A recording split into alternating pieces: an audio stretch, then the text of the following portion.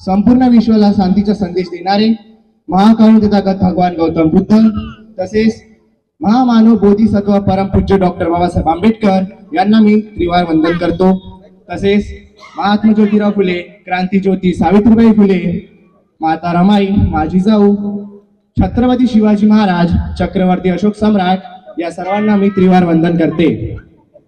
इथे उपस्थित माननीय परीक्षक व कार्यक्रमाचे आयोजक प्रियदर्शक सम्राट अशोक ऑर्गनायझेशन यांचे मी आभार मानतो आणि इथे उपस्थित सर्व मित्र व मैत्रिणींनो व माझ्या समोर बसलेले सर्व मान्यवर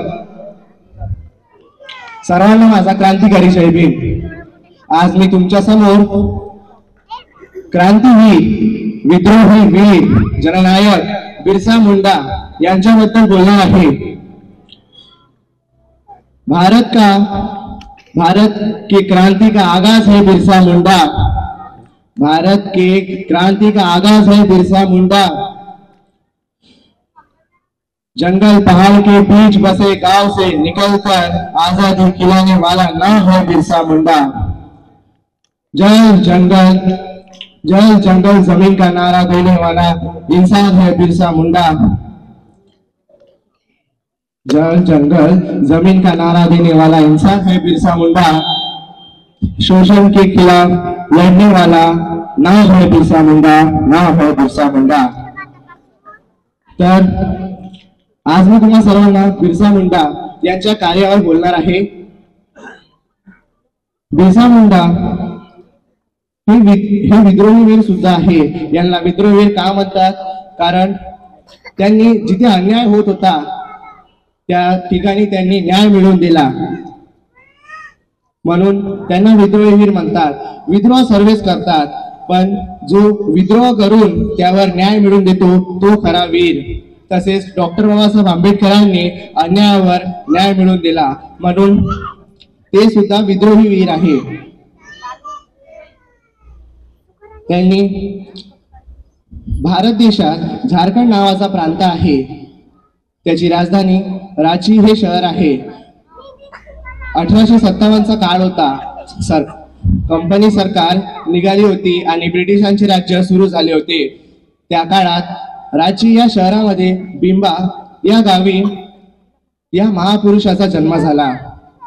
तारीख 15 नोव्हेंबर 1877। काही लेखकांनी 1877 नाही 1874, 1875 ते 1878 पर्यंत दिले आहे। त्यांचा वर्ष फिक्स नाही, पण त्यांची तारीख फिक्स आहे, जे आहे 15 नोव्हेंबर आणि वार गुरुवार। त्यांच्या ह्याच्यात गुरुवार म्हणजे हा एक वीरांचा दिवस आहे, म्हणून त्या लहान बाळाचे नाव बिरसा असे ठेवण्यात आले।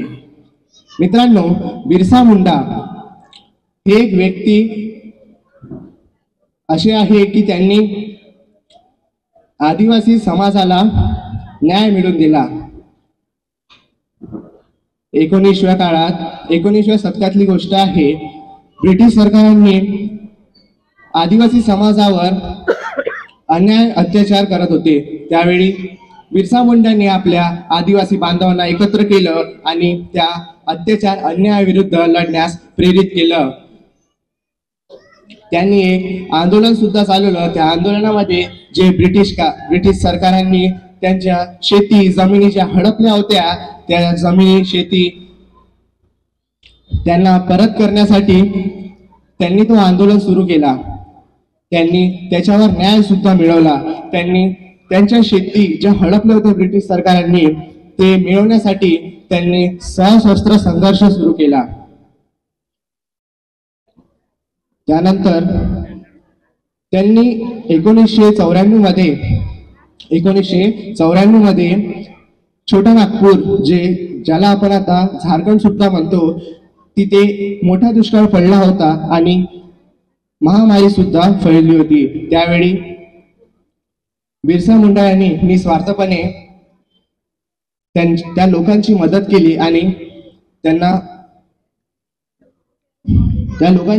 केली आणि लोक त्यांना भगवान मानू लागले आणि त्यांना पृथ्वीचे पिता हे असे उच्च आदरणीय स्थान दिले।